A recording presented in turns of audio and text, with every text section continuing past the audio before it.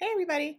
All right, we're going to talk about gradients and tones. We're going to start off with gradients first. I want you guys to read over everything in our folder and we're going to get started. All right, first thing is I want you to pop out your swatches panel, okay? Swatches, yup. Also want you to pop out your gradient window, all right? So you're going to have this guy right here. I also want you to pop out your color guide, all right here. Okay, so we are going to start off with gradients, all right? So this is the linear gradient. I want you guys to take a look at these little icons.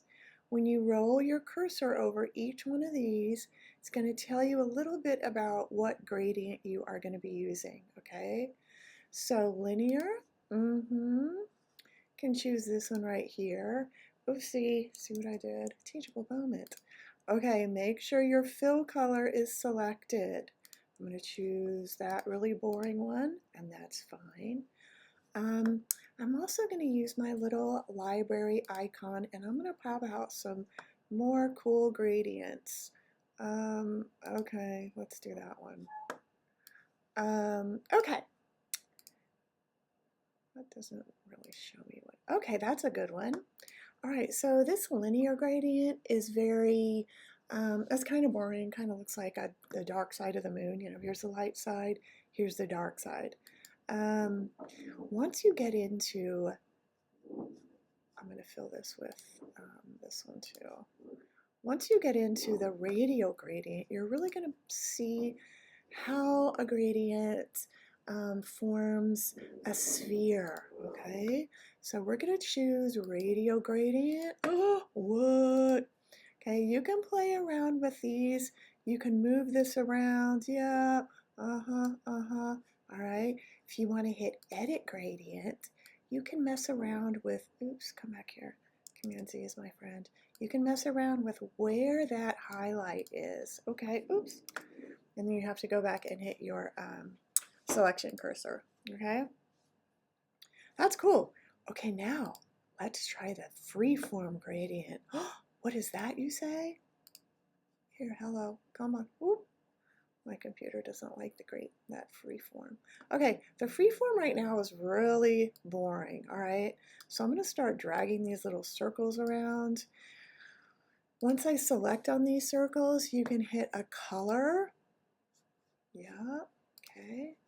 Then I'm going to hit this one, edit gradient. Oh gosh, what's happening? Edit gradient.